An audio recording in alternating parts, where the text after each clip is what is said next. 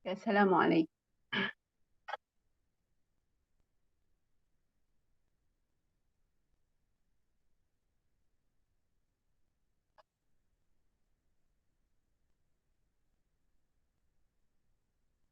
Assalamualaikum warahmatullahi dan selamat sejahtera. Hari ini cikgu rakam dulu video untuk tajuk penakkulan logik memandangkan hari Khamis cikgu ada mesyuarat ya. Jadi untuk penakkulan logik ini dalam bab 3 penakkulan logik, yang pertama cikgu nak kamu faham berkenaan dengan pernyataan. Okay, bagaimana sesuatu ayat itu kita katakan dia sebagai suatu pernyataan atau bukan pernyataan. Okay, mudah saja pernyataan itu apabila kamu yakin, kamu pasti ayat yang diberi itu adalah benar atau palsu. Contohnya, 2 tambah 1 sama dengan 3. Ayat itu adalah ayat yang benar. Maka dia adalah suatu pernyataan. Pernyataan benar. Okay. Sekiranya cikgu ubah kepada 2 tambah 1 sama dengan 4. Okay. Itu juga adalah suatu pernyataan. Sebab apa? Kamu tahu 2 tambah 1 jawapannya 4 adalah suatu pernyataan ayat yang palsu. Maka itu adalah pernyataan. Tapi jika cikgu ubah kepada 2 tambah 1 sama dengan Y. So dekat situ kita tanya balik. Berapakah Y? Kita tak tahu. Okay. Jadi bila kita tak pasti ada suatu unknown, dia adalah bukan pernyataan. Jadi suatu ayat itu yang ayat yang kamu tak pasti terus dia menjadi bukan pernyataan. Pernyataan ini adalah ayat yang kamu pasti dan yakin. Yang kedua ialah kita tengok kepada jadual kebenaran, nilai kebenaran pernyataan majmuk yang digabungkan dengan perkataan dan juga atau. Kat sini kamu lihat buku teks muka surat 61.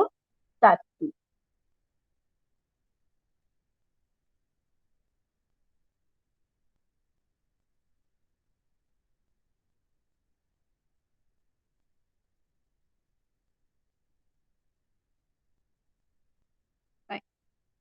So ini adalah gabungan ayat, 2 ayat majmuk sekiranya digabungkan dengan perkataan dan juga atau. Kalau kamu ingat dalam kelas, cikgu pernah ajar tentang ini yang mana cikgu gunakan perkataan kerek. Okay. Siapa yang kerek? Kamu masih ingat? Iaitu 2 ayat. Okay. Ayat pertama kita namakan dia sebagai P. Ayat kedua kita namakan dia sebagai Q. Okay. Jadi apabila 2 pernyataan ini digabungkan dengan perkataan dan, istilah yang cikgu guna dalam kelas adalah kerek. Kenapa kerek?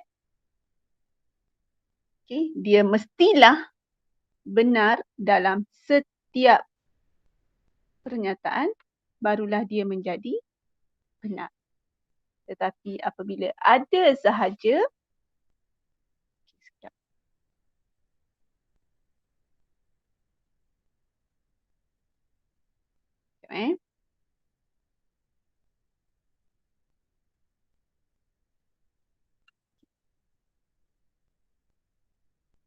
berapa kali kopi dah ni.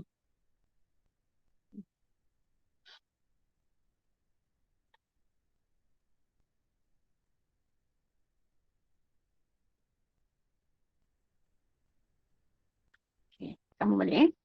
Baik.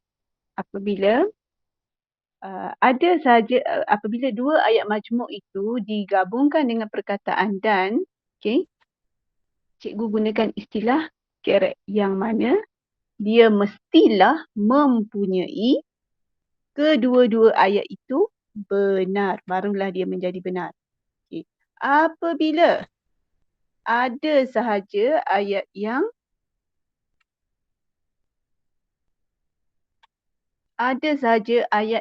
palsu. Okay, palsu. Dia terus menjadi palsu. Ada sahaja palsu, dia akan menjadi palsu. Kalau dua-dua palsu, lagilah dia menjadi palsu. Berbeza dengan atau. Okey, apa istilah yang cikgu guna dalam kelas ialah atau ini dia lebih kepada konsep baik hati. Okey. Kenapa baik hati?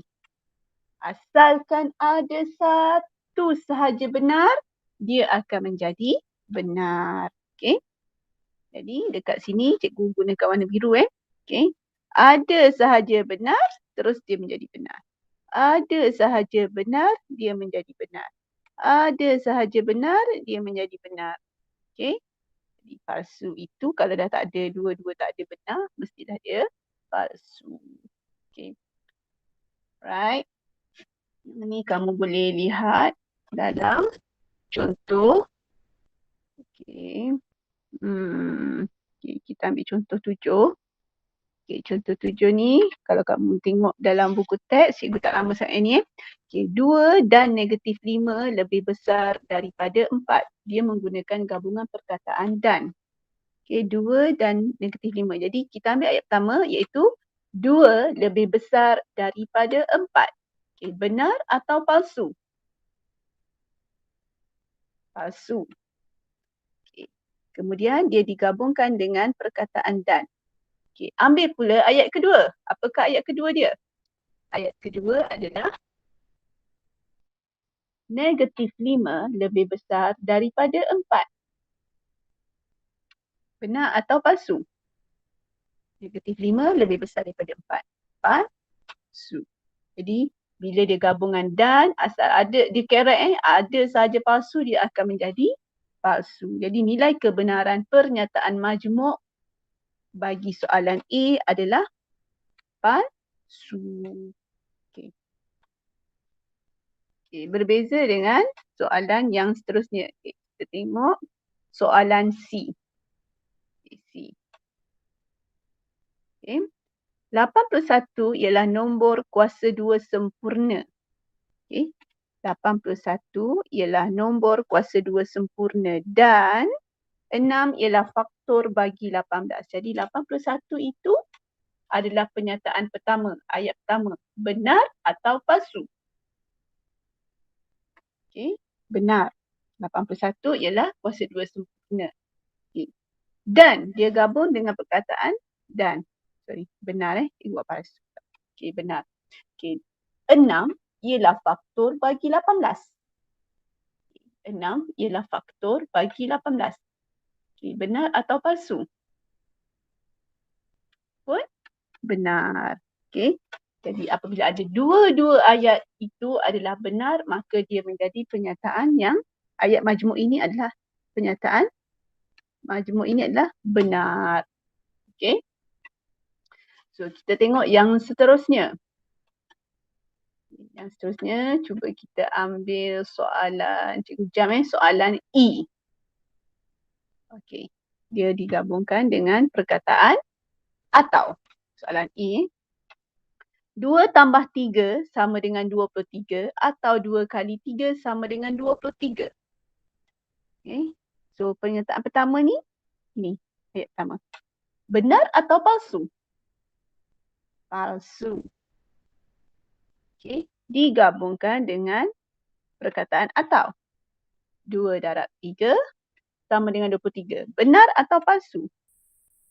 Pun palsu. Jadi gabungan perkataan, gabungan ayat majmuk ini akan memberikan gabungannya menjadi pernyataan majmuk ini menjadi palsu atau palsu? Menjadi palsu. Okay. Sebab kedua-duanya adalah palsu. Okay, cuba kita lihat pada ayat F. Okay, pada F. Okay, pada F. Pernyataan yang pertama. 5 darab 5 darab 5 sama dengan 5 kuasa 3. Benar atau palsu? Ya, benar. Okay, benar. Kita gabungkan dengan perkataan atau. Ni kalau kita tak jawab, tak baca habis pun kita dah dapat agak sebenarnya pernyataan majmuk ini mempunyai nilai kebenaran apa. Dah dapat teka belum? Okay, sebab cikgu gunakan perkataan kerek ataupun baik hati. Okay, atau baik hati. Benar, dan kerek. Okay, apa maksudnya? Atau ni ada satu je yang benar, dia akan jadi benar. Sebaliknya, dan ini jika ada sahaja satu palsu, dia terus jadi palsu. Okay, jadi untuk ayat ini, atau ni ayat pertamanya adalah benar. So sebenarnya kita dah tahu dia jawapannya adalah benar. Okay, tapi tak apa, kita teruskan sahaja. Okay, benar. Okay, punca kuasa 2 125 sama dengan 5. Okay, ini adalah palsu. Okay, tapi oleh kerana dia digabungkan dengan perkataan atau, okay, benar atau palsu, sifatnya baik hati dan dia akan menjadi benar. Okay, dan begitulah yang seterusnya. Ini untuk menentukan nilai kebenaran pernyataan majmuk. Okay, yang seterusnya, cikgu nak kita lihat kepada muka surat 64. Okay, kita lihat muka surat 64. Okay, dalam muka surat 64 ini, cikgu nak tekankan dengan istilah implikasi. Okay, dalam periksa biasa ada perkataan implikasi ni. Okay, untuk ayat, kita ambil ayat ni ayat pernyataan yang diberi, iaitu pernyataan jika P maka Q. Okay, kita tengok sini bagaimana anda membina pernyataan dalam bentuk implikasi. Inilah. Okay.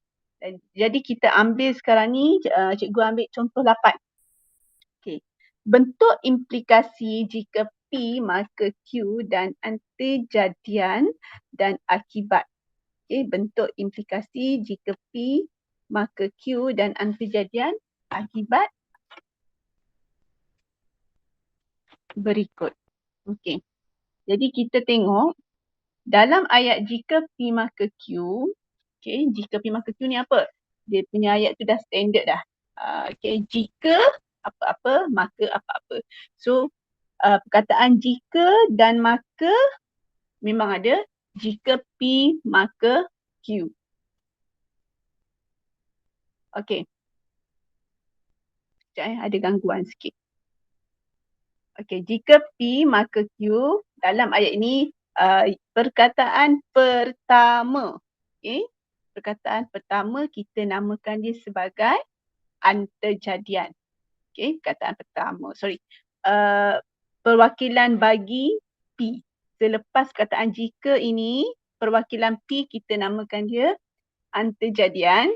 Dan selepas perkataan maka, iaitu kita wakilkan sebagai Q, kita namakan dia sebagai akibat.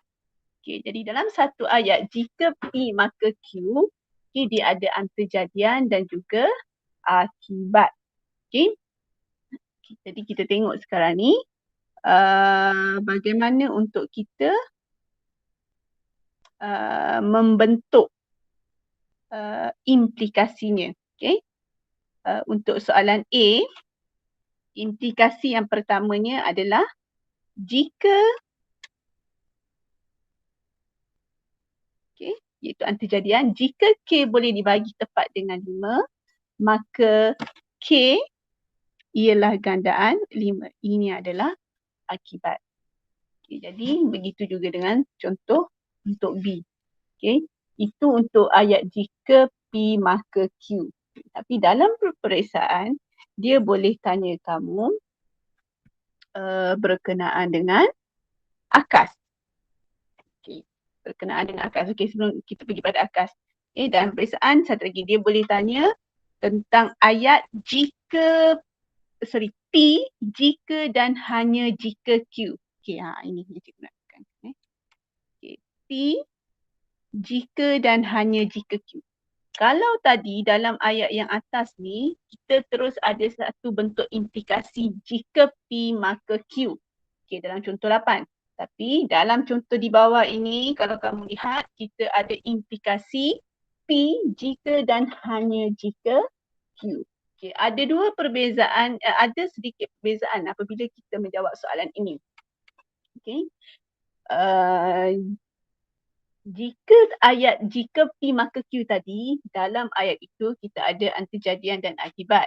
Okay, tetapi dalam implikasi P, jika dan hanya jika Q, kita mempunyai, sebenarnya dalam implikasi tersebut, kita mempunyai dua implikasi. Dalam implikasi ada dua implikasi. Iaitu yang pertama, jika P maka Q, yang kedua jika Q maka P. Boleh faham tak? Okay. Ataupun dalam ringkasnya dalam soalan peperiksaan biasanya dia akan, kalau soalan implikasi yang keluar itu adalah implikasi jika P maka Q, biasanya dia akan minta pelajar mencari akas. Tetapi jika implikasinya diberi dalam bentuk P, jika dan hanya jika Q, maka soalan itu akan minta kamu berikan jawapan dalam dua jenis implikasi. Okay. Kalau tadi yang pertama yang ni, katakan kalau soalan dia tanya dalam bentuk jika P maka Q ini, jawapan dia biasanya dia akan tanya tentang akas. Okay. Tapi jika soalan itu dalam bentuk P jika dan hanya jika Q, soalan itu biasanya akan minta kamu beri jawapan dalam bentuk dua implikasi. Okay. Nampak tak? Okay. So dua implikasi itu mudah saja, dia terbalik saja. Jika P maka Q, jika Q maka P. Okay, jadi untuk contoh supaya kamu nampak, cikgu ambil contoh 10. Bentuk implikasi jika P dan P jika dan hanya jika Q. Okay, bentuk implikasi P jika dan hanya jika Q bagi implikasi yang berikut. Okay. Yang ini dia bagi daripada dua implikasi kepada satu implikasi. Okay. So ayat pertama dia bagi untuk A, jika K ialah nombor perdana, maka K mempunyai dua faktor sahaja. Okay. So kalau kamu perasan, ini adalah P, ini adalah Q. Tengok ayat kedua yang bawah dia. Okay, ayat bawah dia, jika K mempunyai dua faktor, K sama kan? Dia sama dengan yang ni kan? Okay, dia sama dengan Q. So ini adalah Q. Maka K ialah nombor perdana. So ini adalah sama dengan P di sini. Okay, kamu nampak? Kita nak katakan dia jadi terbalik. Jika P maka Q. Jika Q maka P. Jadi bila dia minta, dia bagi dua implikasi, dia minta kamu bentukkan satu implikasi, maka jawapan kamu adalah seperti ini. Okay? Maksudnya kita dah tahu implikasi pertama jika P maka Q, implikasi kedua jika Q maka P. Jadi bentukkan satu implikasi, dia adalah P jika dan hanya jika Q. Okay, siapakah P? P ialah K ialah nombor perdana. Jadi ini adalah ayat P. K ialah nombor perdana. Okay. P jika dan hanya jika Q. Siapakah Q? Q ialah mempunyai dua faktor sahaja. So kat sini kita tulis, Q adalah K mempunyai dua faktor. Okay. K mempunyai dua faktor sahaja. Okay, jangan tertinggal perkataan. So ini adalah Q. Jadi dia digabungkan dengan perkataan dengan ayat jika dan hanya jika. Yang di depan tadi adalah P, jika dan hanya jika Q. Okay. Asalnya dia daripada yang atas lah, daripada ayat A ini. Okay. So satu contoh. Kalau dia bagi dua implikasi, dia minta kamu bentukkan satu implikasi. Okay. Ataupun dia bagi satu implikasi, dia minta kamu berikan dua implikasi daripada pernyataan tersebut. Jadi maksudnya satu implikasi itu ialah P jika dan hanya jika Q. Okay, so kita tengok dekat sini apa yang biasa cikgu buat dengan pelajar form 5. Dia kata, okay, kalau dia keluar soalan macam ni, kamu terus potong perkataan jika dan hanya jika. Apa yang tinggal? Punca kuasa 2R sama dengan 15, lagi satu R sama dengan 225. Jadi yang di hadapan ini adalah P. Yang di belakang ini adalah Q. Bila dia minta berikan dua implikasi, bermaksud kamu perlu beri yang pertama, jika P maka Q. Yang kedua, jika Q maka P. Okay, so dekat sini saya tahulah jika P maka Q, ayatnya adalah jika P adalah punca kuasa 2R sama dengan 15, maka R sama dengan 225. Ini P, yang ini Q. Okay, jika, maka sama. Okay, cuma kita kena letak P dan Q bergantung pada ayat. Okay, jadi implikasi pertama, ke implikasi kedua pula, kamu just switch saja. Ayat masih lagi jika, maka. Tapi kalau tadi jika P, sekarang akan jadi jika Q. Okay, maksudnya jika R sama dengan 225, okay, maka, kalau tadi maka adalah Q, sekarang ni maka adalah P, iaitu maka punca kuasa 2R sama dengan 15. Dia faham tak? Okay. Dia daripada satu implikasi yang digabungkan dengan ayat jika dan hanya jika, biasanya soalan akan minta pelajar tuliskan dua implikasi. Jadi kalau ayat dia daripada jika dan hanya jika, kita potong perkataan jika dan hanya jika, tinggal P dan tinggal Q. Jadi kita bentukkan dua implikasi. Implikasi pertama, jika P maka Q. Implikasi kedua, jika Q maka P. Itu berkenaan dengan dua implikasi. Yang seterusnya, cikgu nak lihat muka surat 66. Okay. Okay.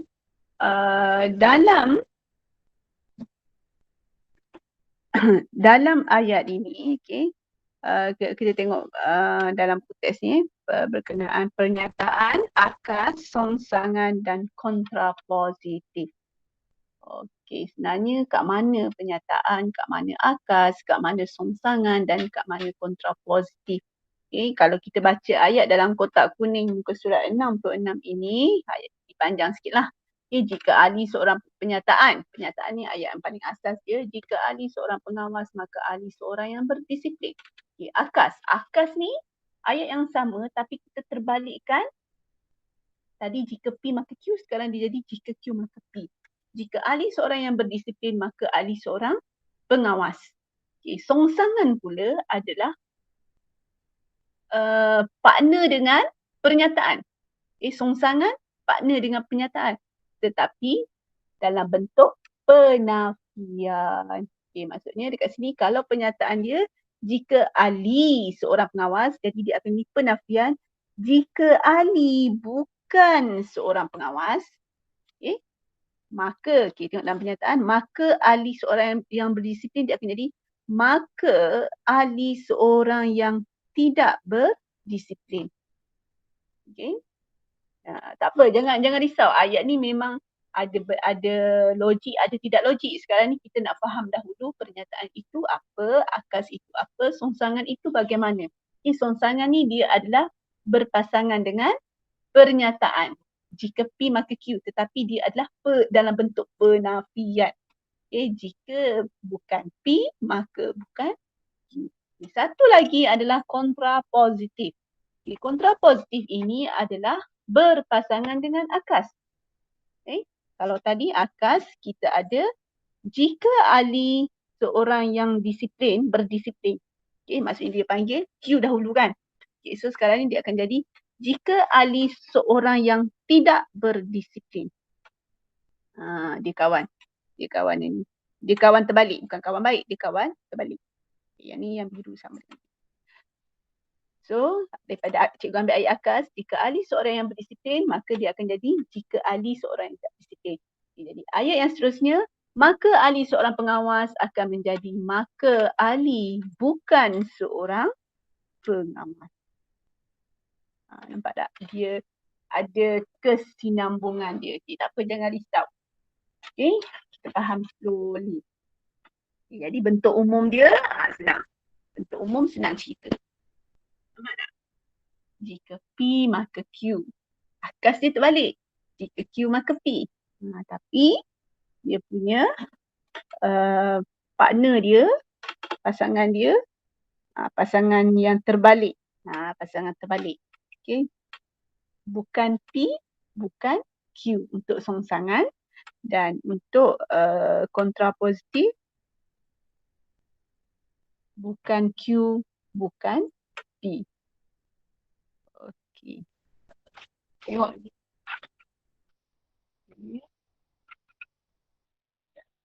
Ini boleh faham tak ni? Nak kamu faham pernyataan. Pernyataan mudah, akas terbalik saja. Songsangan ni dia partner dengan pernyataan tetapi dia adalah negatif. Okay, maksudnya dia akan ada perkataan penafian bukan, tidak ataupun tidak sama dengan, macam itulah. Okay, kontrapositif pasangan dengan akas. Bukan pasangan apa. Kalau yang tadi jika Q. Sekarang ni dia akan jadi jika bukan Q. Okey, sekarang tengok muka surat 68. Okey.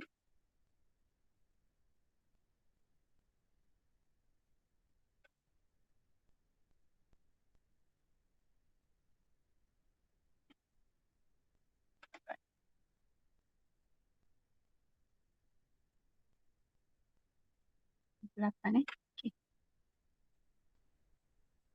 Baik. Baik, tadi cikgu katakan kamu nak faham bentuk pernyataan, akas, songsangan dan kontrapositif. Okay, nak faham bentuk penulisan mereka. Okay. Jika P maka Q, okay, untuk pernyataan. Jika Q maka P untuk akas. Songsangan dia akan ambil daripada pernyataan. Okay, tapi dia akan jadi jika bukan P maka bukan Q. Manakala kontrapositif dia ambil daripada akas. Tetapi dia akan jadi jika bukan Q maka bukan P. Itu cara mudah untuk kamu ingat cara menulis. Tapi dalam muka surat 68 ini, apa yang kita nak tengok ialah nilai kebenaran mereka. Okay. Sama ada nilai kebenarannya benar atau palsu. Bagaimana saya nak tentukan dia?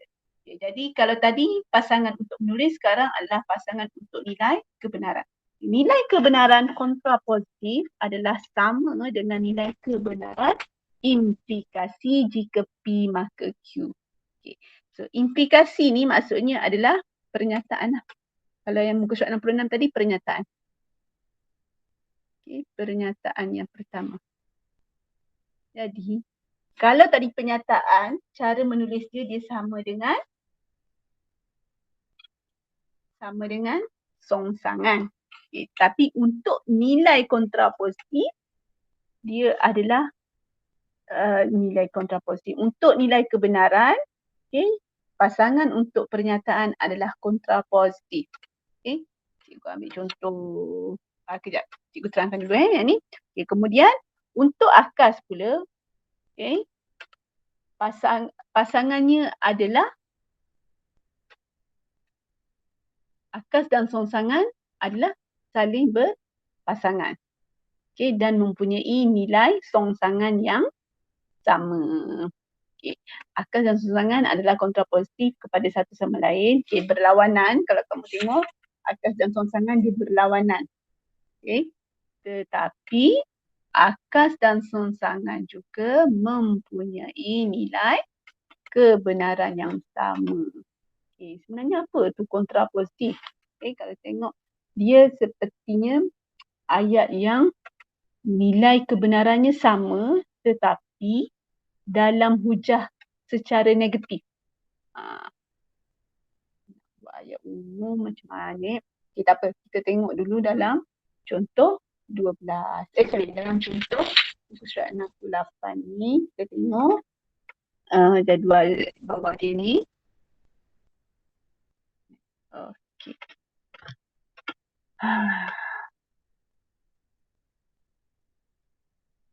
Okay. Faham tak ni? Okay.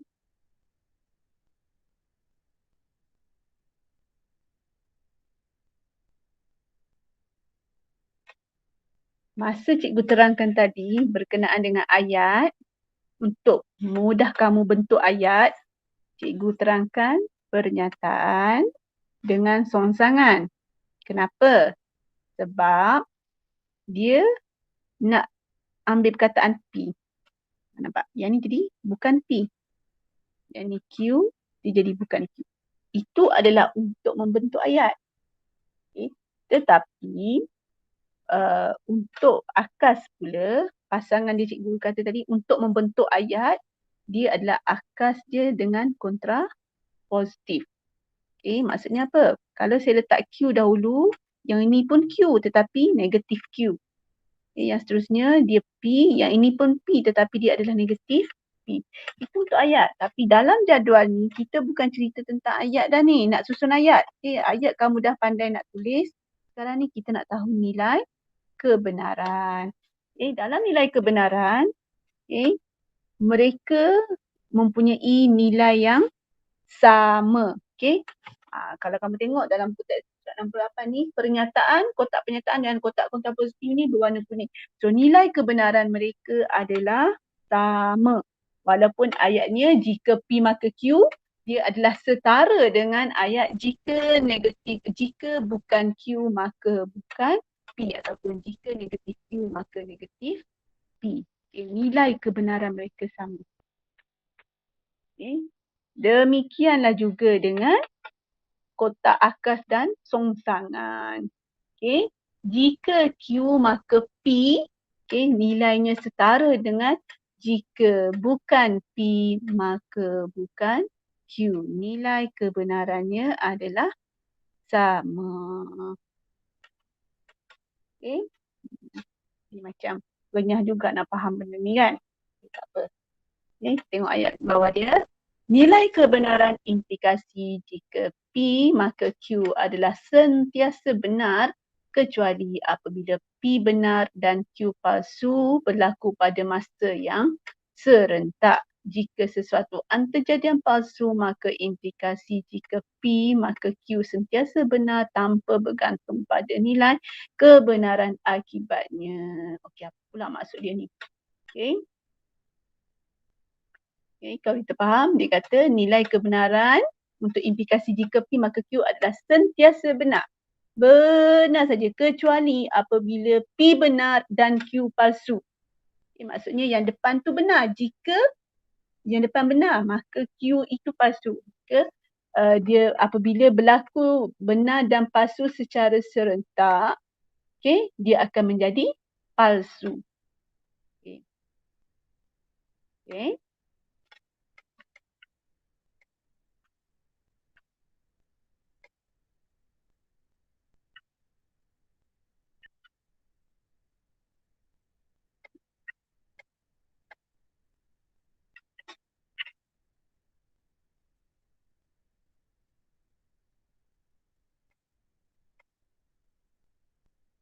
Okey, yang seterusnya, ayat kedua dia cakap, jika sesuatu antarjadian palsu.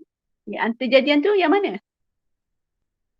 Antarjadian tu yang mula-mula, P.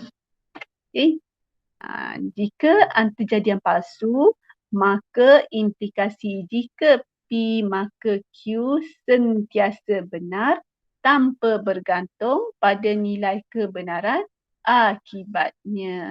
Ayat dia pun belik kan. Tak apa, kita tengok. Contoh 13. Tentukan nilai kebenaran implikasi akas, songsangan dan kontrapositif bagi implikasi jika P maka Q. So dia tanya, tentukan nilai implikasi akas, songsangan dan kontrapositif. Jadi kita keluarkan mereka semua. Implikasi adalah ayat yang asal. Implikasi dia, jika 2 darab 3 sama dengan 6, maka 8 tolak 2 darab 3 sama dengan 18. Jadi kita tengok ayat pertama. Antarjadian ni ayat yang pertama, P. Yang duduk kat depan tu. Ini adalah Q. Okay, faham setakat ni? Okay, jadi kita tengok. P. Adakah P ini benar? 2 darab 3 kali 2 darab 3 sama dengan 6. Benar. Jadi benar. Maka 8 tolak 2 darab 3 sama dengan 18. Cuba tekan kalkulator tu. Okay, kalau kita guna cara buat mas, 2 kali 3, negatif 2 darab 3 sama dengan negatif 6. 8 darab 8 tolak negatif 6, kita akan dapat 14. Okay, so salah lah sebenarnya. Okay, so dia adalah palsu. Jadi nilai kebenaran dia jika P maka Q, okay, dia akan nilai kebenarannya adalah palsu. Kenapa palsu? Kerana akibatnya adalah palsu. Okay, yang tu kamu boleh tengok dalam penjelasan dia tadi. Okay. Nilai kebenaran implikasi jika P maka Q adalah sentiasa benar kecuali apabila P benar dan Q palsu. Okay. So sekarang ni ayat ini P dia benar, antarjadian dia benar, tetapi akasnya adalah tetapi akibatnya adalah palsu. Maksudnya apabila akibat palsu, nilai kebenaran adalah palsu. Okay, sekiranya antarjadian benar, akibatnya benar, maka nilai kebenaran adalah benar. Okay. Yang seterusnya. Okay. Tapi dalam ayat ni kalau kamu perasan juga dikatakan, jika sesuatu antarjadian palsu, maka implikasi jika P maka Q sentiasa benar tanpa bergantung pada nilai kebenaran akibatnya. Nanti kita tengok contoh kalau ada yang ni. Okey, yang seterusnya kita tengok akas. Akas ni tadi dalam muka surat 66, kalau kamu tengok akas ni adalah apa? Dia adalah keterbalikan daripada implikasi. Iaitu dia menjadi jika Q maka P. Jika Q maka P, maka di sini kita boleh katakan jika Q 8 tolak 2 darab 3 sama dengan 16, maka P. Jadi kita tahu Q, okay, sekarang ni dia jadi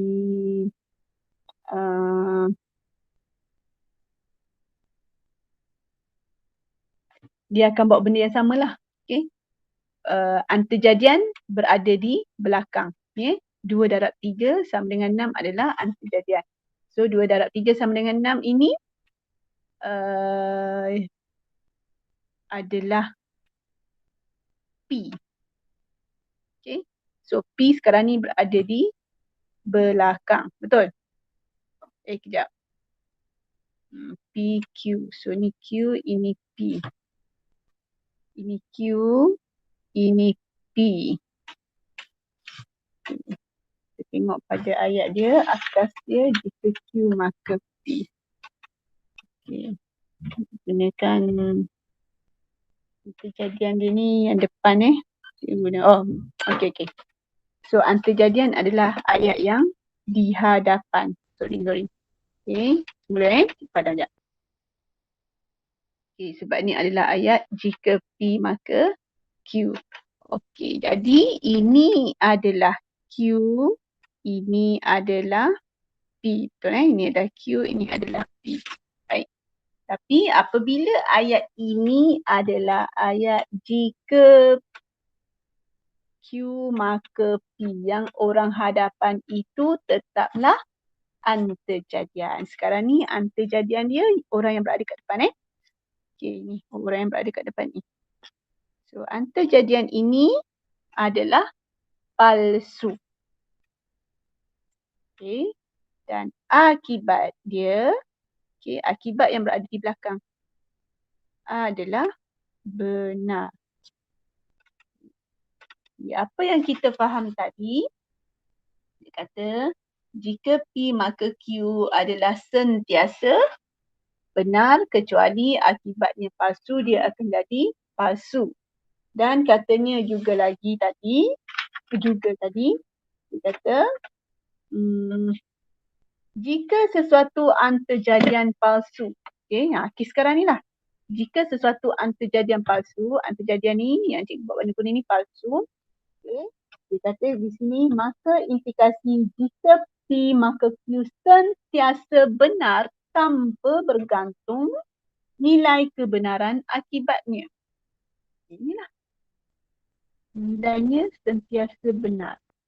Antarjadian palsu, nilai dia sentiasa benar tanpa bergantung kepada akibat.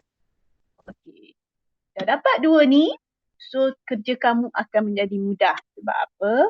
Dalam menentukan nilai kebenaran, implikasi nilai kebenarannya adalah sama dengan kontrapositif dan akas nilai kebenarannya sentiasa sama dengan songsangan. Jadi kamu tengoklah. Yang kamu dapat. Ini sama dan sama. Yang ini kamu akan dapati sama dan sama. Itu berkenaan nilai kebenaran. Baik, kita tengok yang seterusnya dalam contoh 13 dah.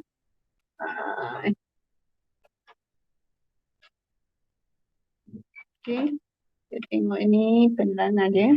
Kita tengok kepada tak apa. Cikgu dah habis terang ini, kita masuk kepada hujah. Hujah.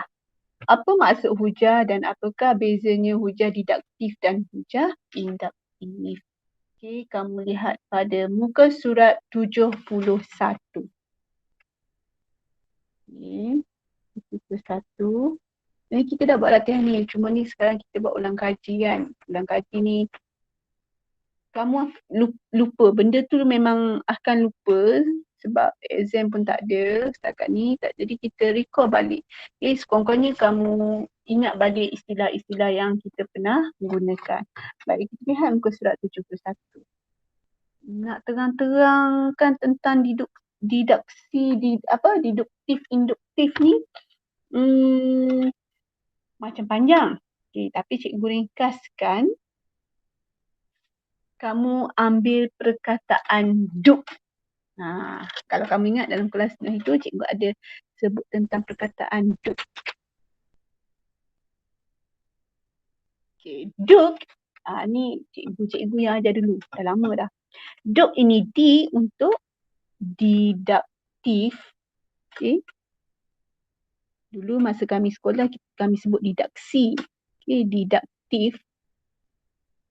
Apakah diduktif? Diduktif adalah proses pernyataan umum kepada khusus. Umum kepada khusus. Umum ni apa? Umum ni secara general. Kita bagi tahu. Contohnya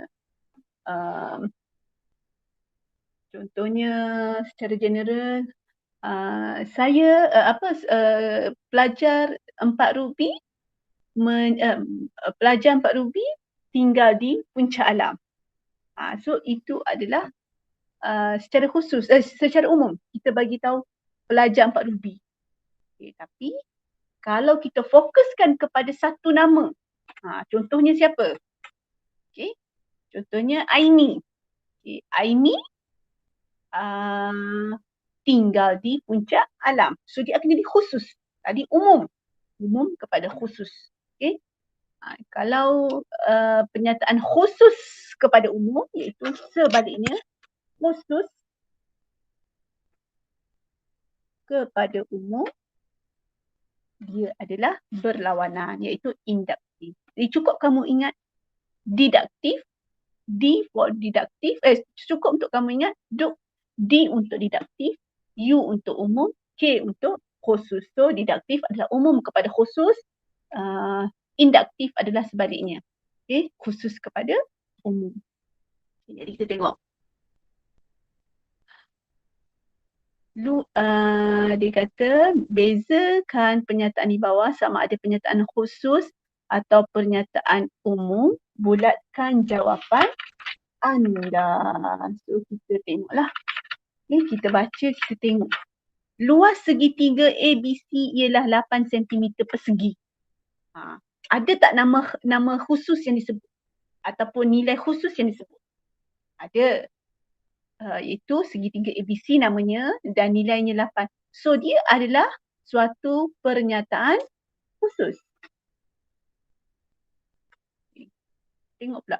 Semua prisma. So ayat dia ada secara umum. Semua prisma mempunyai keratan rentas yang seragam.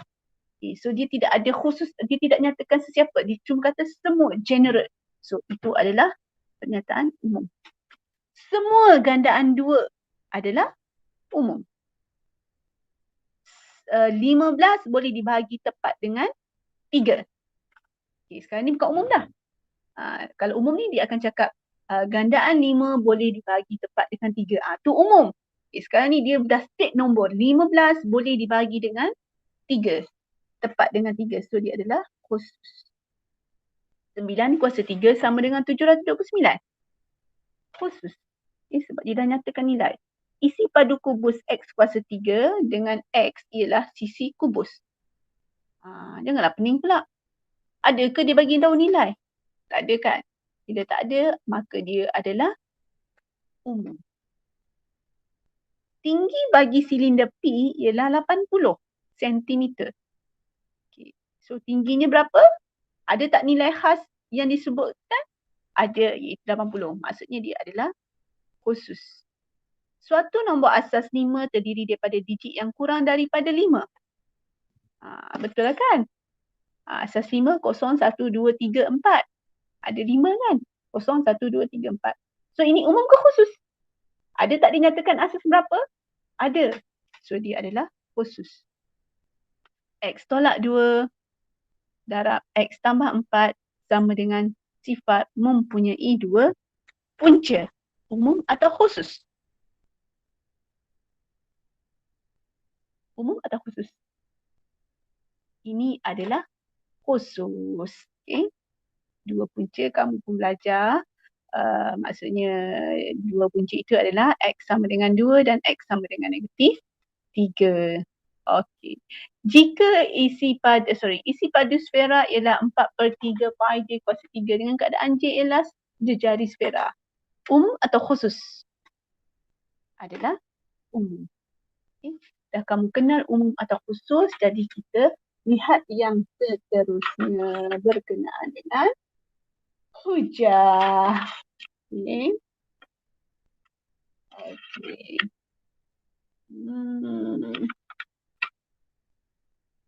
Muka surat 75. Okay.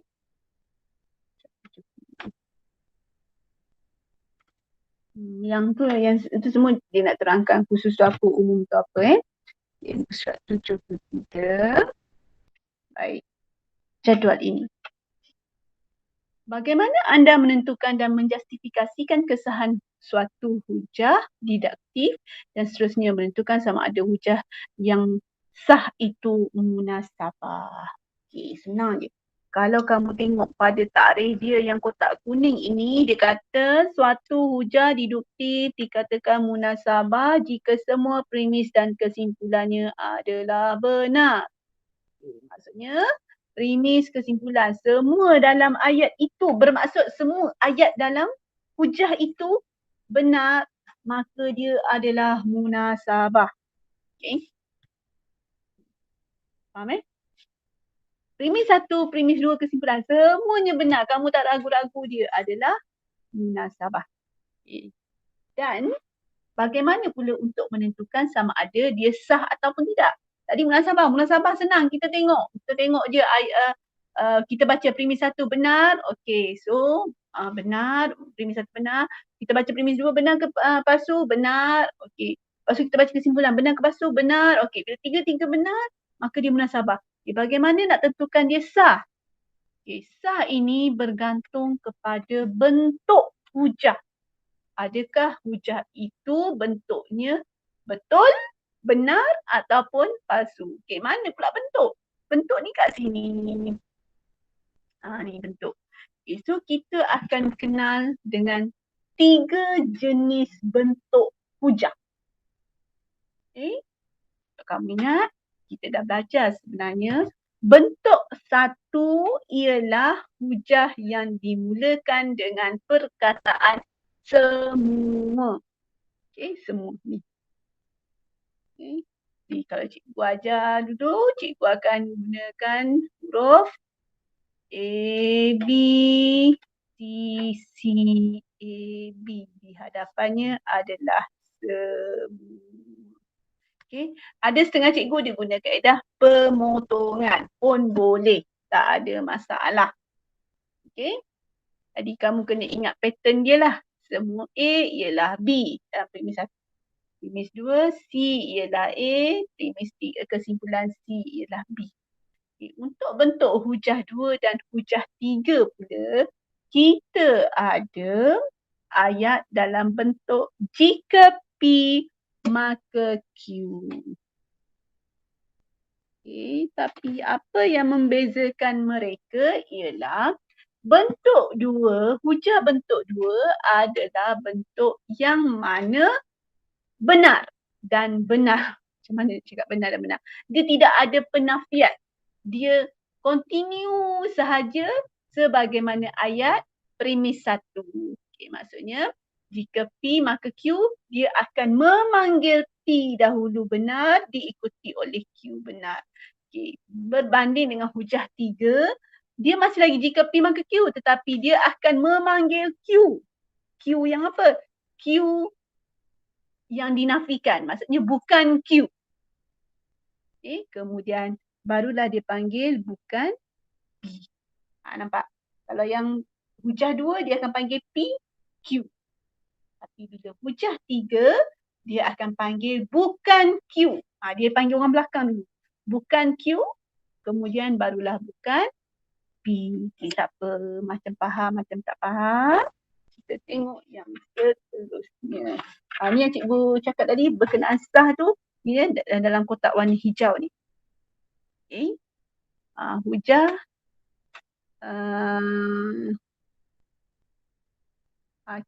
Secara generalisasi. Kesahan sesuatu hujah ditentukan berdasarkan bentuk hujah tersebut, bukan berdasarkan kebenaran. Bentuk hujah itu yang cikgu katakan kamu kena faham betul-betul bentuk hujah. Kalau bentuk hujah itu betul, barulah dia sah. Kalau bentuk hujahnya tunggang terbalik, dia adalah tidak sah. Munasabah kita kena tengok pada nilai kebenaran. Kesahan kita perlu tengok pada bentuk hujah. So kita tengok. Apa cerita? Dia ada dalam soalan kamu tu ada kita bincang dulu. Adakah hujah di bawah, ini contoh 17. Adakah hujah di bawah sah dan munasabah? Sekiranya tidak, berikan justifikasi anda. Kalau kamu perasan soalan kamu biasanya akan minta justifikasi. Hebat kan? So dia tanya sah. Sah ini kita perlu merujuk kepada bentuk. Kamu kenal pasti hujah ini bentuk 1, 2 atau 3. So kamu tengok betul-betul ada perkataan semua. Nampak perkataan semua. So bila ada perkataan semua, dia adalah hujah yang pertama. Dalam hujah pertama, kamu ingat balik pattern dia. Dia ialah A, B, C, C, A, B. Sebab dia ada perkataan semua. Yang cikgu katakan ada setengah-setengah cikgu ni dia ajar guna kaedah potongan. Maksudnya kamu tengok kawan yang sama. 64 dengan 64 sama tak? Itu adalah C. C settle. Kemudian kamu tengok gandaan 16. Lepas kataan semua ni gandaan 16. Okay, dia adalah A. Okay, tengok dalam premis 2, gandaan 16. Okay, betul tak tempat dia? A di sini, A di sini, betul? Betul. Okay, so kita tengok pula B dia. Nombor genap duduk premis 1 paling belakang ni B.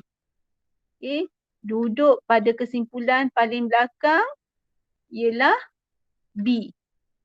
So ini adalah nombor genap adalah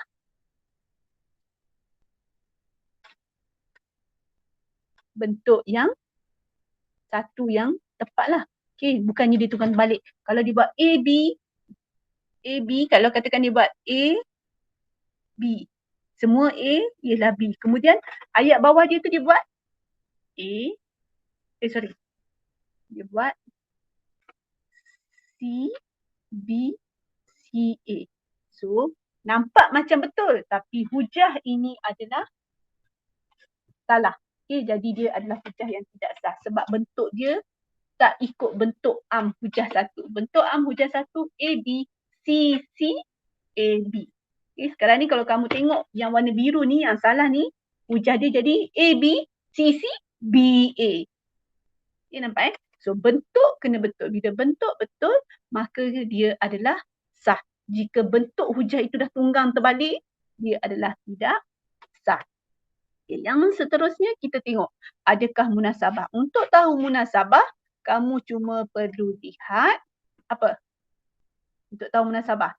Okay, untuk tahu munasabah, kamu hanya perlu tengok adakah ayat dalam premis 1, premis 2 atau dan kesimpulan ini adakah dalam tiga-tiga ayat ini benar. Jika benar, dia adalah munasabah. Jika tidak benar salah satu, maka dia adalah tidak munasabah. So, semua gandaan 16 ialah nombor genap. Benar? Benarlah kan? Okay, 16, 32 dan kamu ganda-ganda, kamu akan sentiasa dapat nombor genap. So, itu adalah benar. Okay, tengok pula pada premis 2. 64 ialah gandaan 16. Benar? Kamu bagi memang dapatlah 64 bagi 16 kan? Okay, kamu dapat 6. 64 ialah nombor genap. Benar. So apabila ketiga-tiga ayat pada premis 1, premis 2 dan kesimpulan ini benar, maka hujah ini adalah munasabah. Okay. So dia adalah munasabah. So kita tengok kebenaran. Faham tak ni? Okay. So next kita lihat pula yang okay, kita tengok pula pada contoh B. Okay, contoh B, kita tengok masih lagi dalam bentuk semua. So dia adalah hujah 1. Okay, kita tengok. Dia kata dalam hujah 1 tapi kita tengok susunan dia. Bentuk semua hujah 1. Okay, apa yang saya kena ingat dalam bentuk susunan dia? Semua apa? Okay, pattern dia saya kena ingat A, B, kemudian cikgu akan tulis C, C di bawah. Barulah cikgu tulis A, B. So kamu lihat, lepas perkataan semua ialah bola keranjang. Okay. Berbentuk sfera. Semua bola keranjang berbentuk sfera. So ini A, ini adalah B. Betul Okay, kemudian kita tengok bumi. Okay, so ini betul lah. C, betul. Okay, so C betul. Okay, kita tengok A.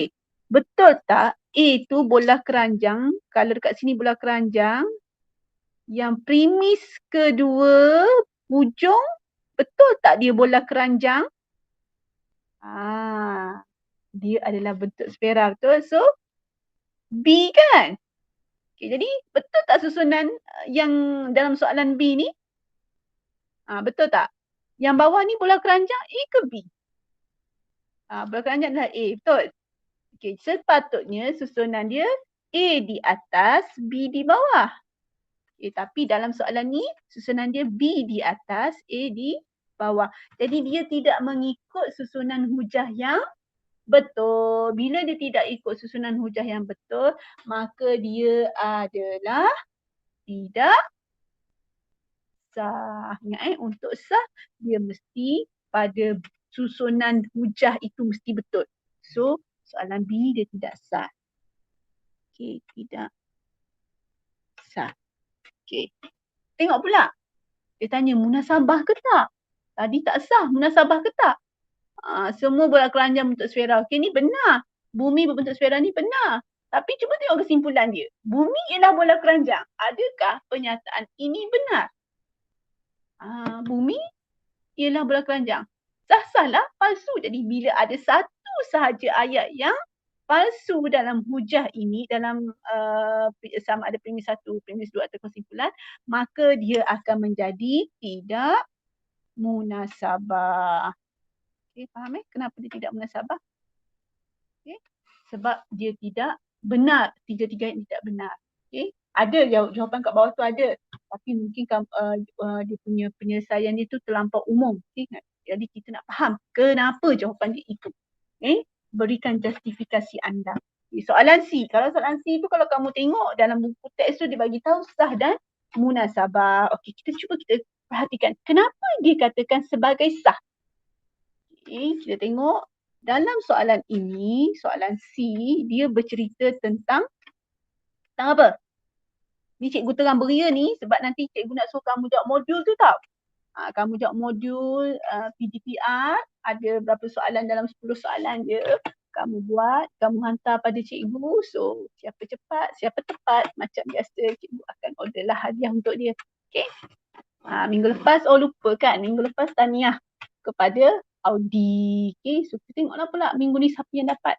Okay, alright, kita tengok yang seterusnya. Soalan C. Okay, jika, maka. Okay, bila ada perkataan jika, maka, so saya tahulah. Soalan ini adalah bentuk hujah 2 atau 3. Kenapa? Sebab hujah 1 dia akan ada perkataan semua. Hujah 2 atau hujah 3 dia akan ada perkataan jika maka. Jadi kamu kena faham betul-betul jika maka, kamu susun tengok betul-betul. Okey.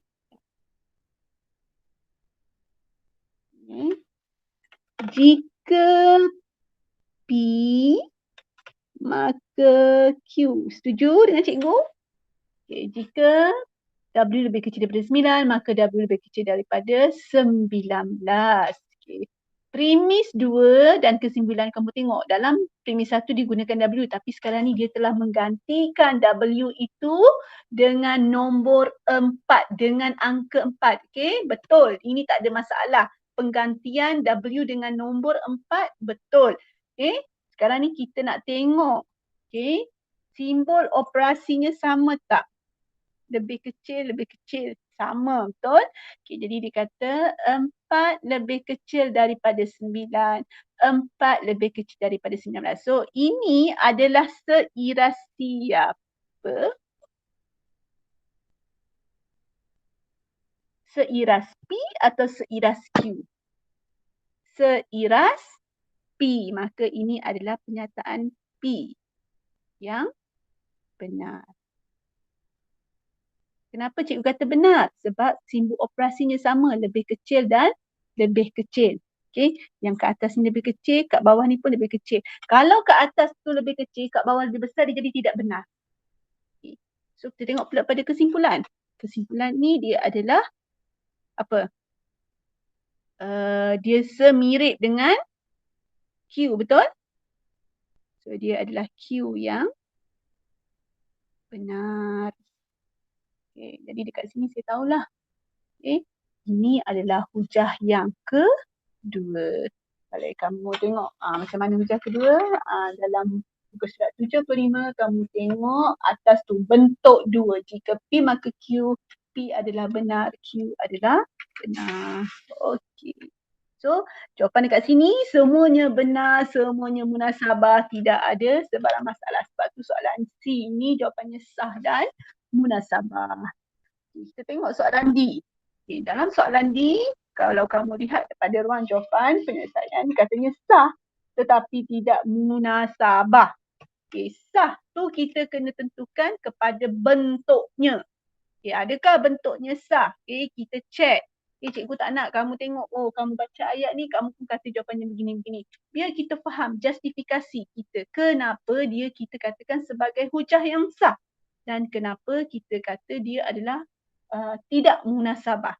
Jadi sini, yang dikatakan sah ialah bentuk hujah. So, kena pasti soalan D ini hujah 1 atau hujah 2 atau hujah 3. Ada perkataan jika.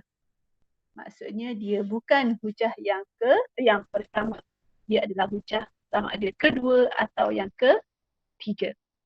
Jadi kalau kita tengok dekat sini, ini adalah hujah yang ke berapa? Okay, jika, maka. Okay. Jadi ini adalah P. Betul? Setuju dengan cikgu P? Ini adalah, panjang-panjang ni adalah Q. Okay, ini P. Jadi kamu lihat sekarang premis 2. Adakah dia memanggil P orang yang sama? Sama kan? Sebiji-sebiji sama kan? Okay, ini P. Okay, tengok kesimpulan. Adakah dia ambil sebiji-sebiji orang Q? Sama kan? So, bentuknya adalah tepat sebagai hujah yang kedua. Maka bentuk ini, hujah ini adalah sah. Kerana bentuk duanya tepat.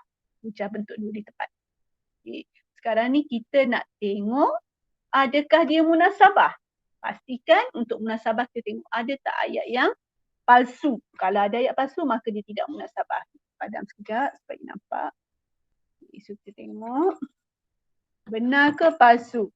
Okay, kita tengok premis pertama. Jika A tidak sama dengan sifar, maka A kuasa X, AX kuasa N tambah BX tambah C ialah ungkapan kuadratik. Benar atau palsu? Jika A tidak sama dengan sifar, maksudnya A adalah apa? 1, 2, 3, 4. Betul tak? Ataupun negatif 1, negatif 2, negatif 3, negatif 4. Okay, jadi betul ke semua ini akan menjadi ungkapan kuadratik? Untuk menjadi ungkapan kuadratik, dia mestilah berkuasa 2. Tapi A ini mungkin tak untuk berkuasa 1. Mungkin tak untuk berkuasa 3. Mungkinlah kan? Sebab dia kata A ini bukan bernilai sifar. Maka A ini boleh jadi 1, boleh jadi 2, boleh jadi 3, boleh jadi sebarang nombor. Okay, asalkan bukan sifar. Boleh jadi negatif 1, boleh jadi negatif 2. Jadi dengan kata lain, kalaulah A ini sebagai 3, kalau A ini 3, maka of course lah dia akan jadi apa cikgu mengarut ni? Okey. Rewind balik. Cikgu duk fikir tadi. Okey. Semula. Okey, kita tengok semula. Okey, maksudnya penerangan tadi dah betul dah awal-awal. Okey, A itu boleh jadi 1, 2, 3 ataupun negatif 1, negatif 2, negatif 3. Okay, sebarang angka, sebarang nilai yang bukan sifar. Okey, tapi bila kita tengok, cuba saya gantikan A ini sama dengan apa-apa nilai. Okey. Katakan A ini 3. So dia akan jadi 3x kuasa N. Betul tak? Kalau cikgu gantikan A ini 2. 2x kuasa N. Yang menjadikan ungkapan itu sebagai ungkapan kuadratik itu siapa? Adakah A ataupun siapa? Untuk menjadi kuadratik, X itu sendiri mestilah berkuasa 2. Betul tak? Sekarang ni dia tak cerita apa-apa pun tentang X kuasa 2. Sekarang ni siapa? X tu kuasa berapa? X kuasa N. Ada tak ada cerita N itu berapa? Tidak ada. Habis tu yang dia mana-mana dia kata adalah ungkapan kuadratik. So kita pun ragu-ragulah sebab N itu tidak dinyatakan sebagai sesiapa. Jadi hujah ini adalah tidak munasabah. Sebabnya N itu boleh jadi sebarang nilai. Okay. Dia kata kerana premis satu. Premis satu dia benar. Jadi kesimpulan pun tidak benar.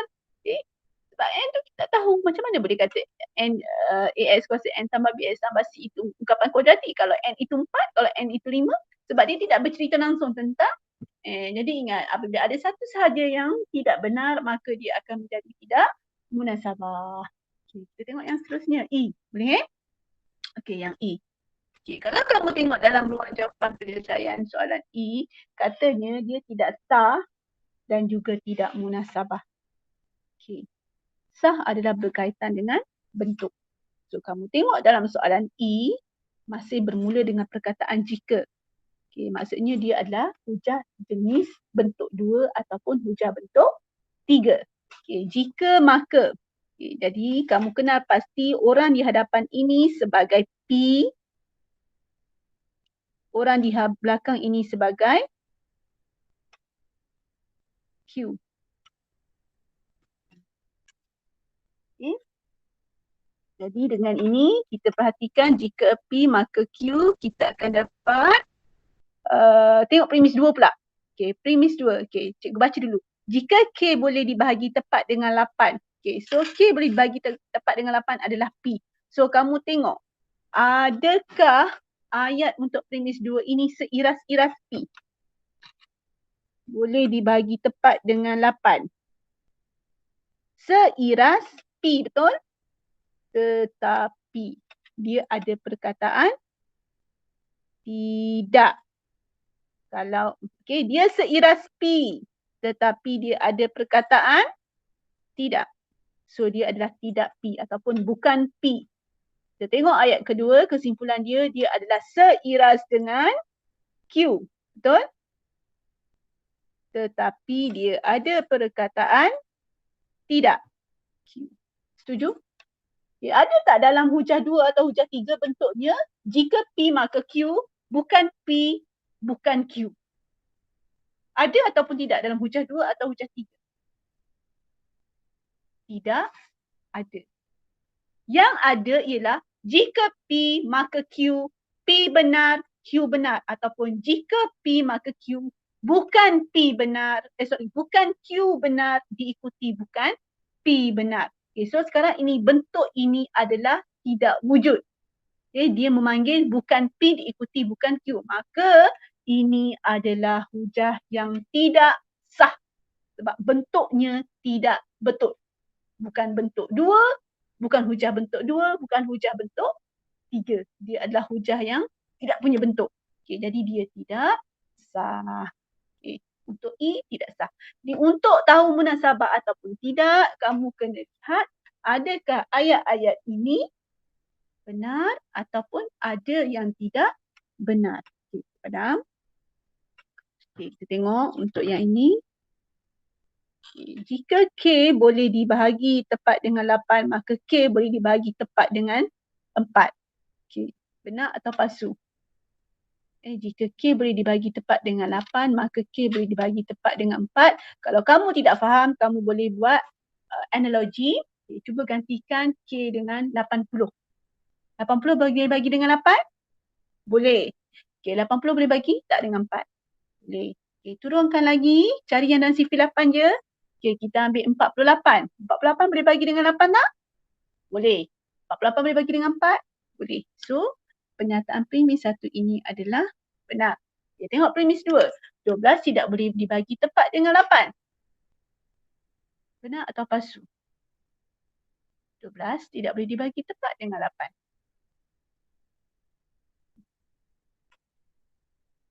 Benar atau palsu? Benar. Okay, 12 memang tak boleh bagi tepat dengan 8. Okay. Lepas tu dia kata 12 tidak boleh dibagi tepat dengan 4. Benar atau palsu? 12 boleh dibagi tepat dengan 4. Jadi untuk kesimpulan ayat ini adalah palsu. Apabila wujud satu sahaja pernyataan yang palsu dalam ketiga-tiga ayat ini, maka hujah ini adalah tidak munasabah. Untuk menjadi munasabah, dia mestilah ketiga-tiga ayat ini benar. Boleh faham tak ni? Okay. Sebab cikgu nak kamu buat soalan latihan muka surat 6. Okey, kamu lihat muka surat 6 latihan 3.22 Muka surat 6 dan muka surat 7 tu soalan yang sama sahaja. Okey. Okay. So itu homework kamu yang pertama. Okey, yang seterusnya kita lihat kepada muka surat, buku teks muka surat 82. Baik, penakkulan logik. Dalam penakkulan logik ini, apa yang kamu perlu faham dengan secara umumnya ialah suatu, tadi hujah didaktif, sekarang ni induktif. Suatu hujah didaktif itu kita boleh tentukan dia benar ataupun palsu. Okay. So dia benar, mula-mula kita tengok nilai kebenaran dia dulu. Okay. Macam mana nak tengok nilai kebenarannya, benar atau palsu? Kita lihat kepada kesimpulan. Kita baca ayat dia, kesimpulan dia tadi. Okay.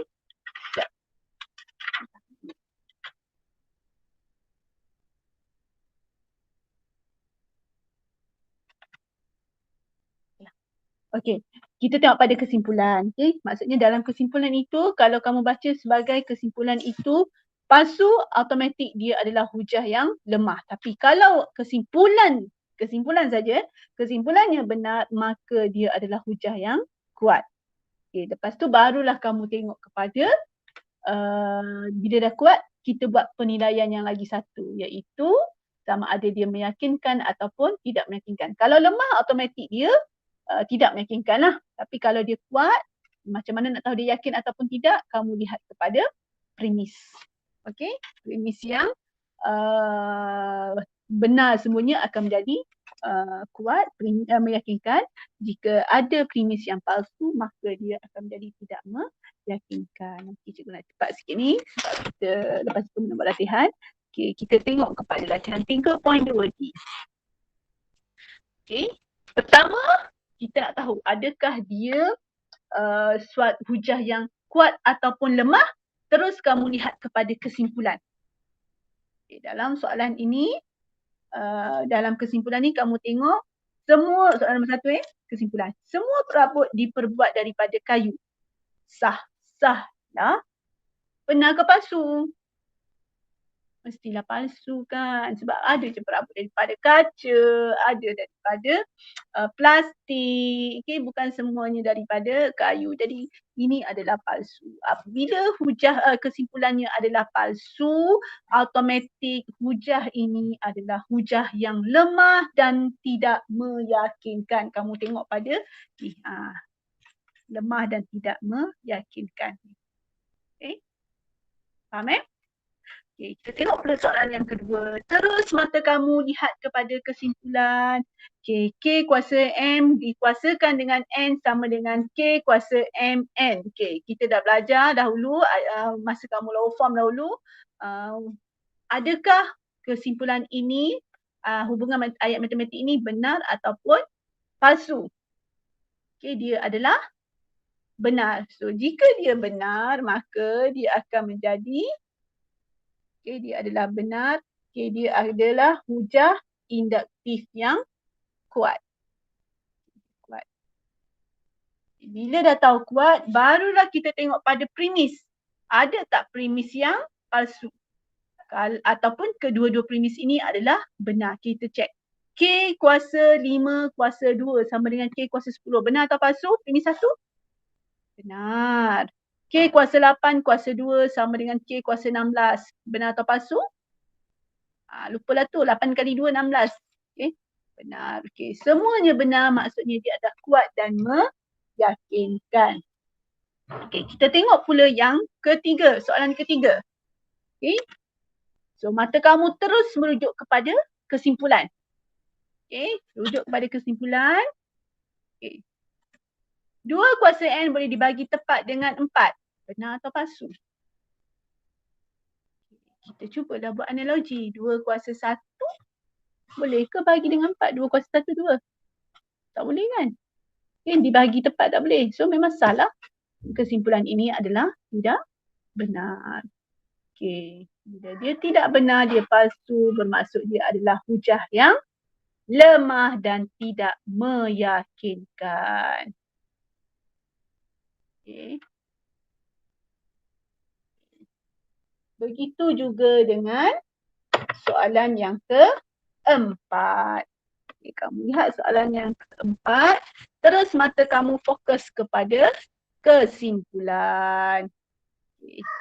Hasil darab gandaan 2 dan 5 berakhir dengan digit sifar. Benar atau palsu? Maksud dia hasil darab gandaan 2 dengan 5 ni, maksudnya kalau gandaan 2 tu siapa? 2, 4, 6, 8, 10, 12, 14, 16, 18, okay.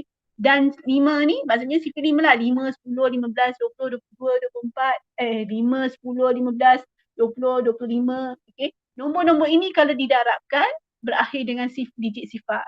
Okay. Benar atau palsu? Okay. Kalau kita cubalah 2 kali 5 dapat kan? Ataupun 4 darab 10 dapat kan?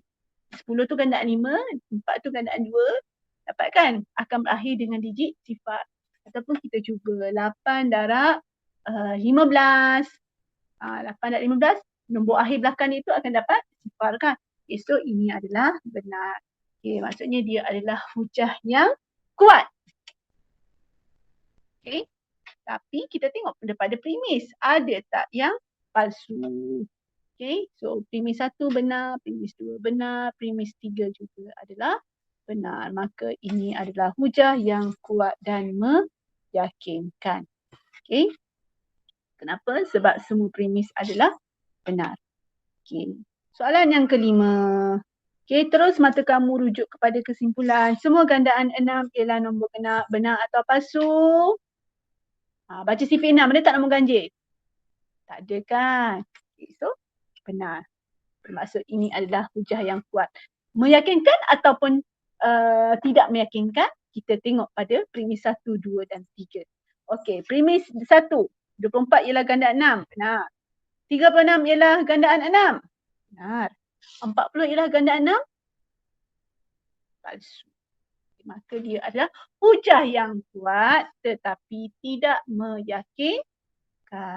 Okey, so setakat ni ada masalah tak? Ada. Okey, jadi kamu terus continue dengan latihan muka surat 8. Modul PDPR tu muka surat 8. Latihan 3.24. Last sekali yang cikgu nak sentuh ialah pada halaman muka surat 83. Ni tak ada dalam latihan tapi ni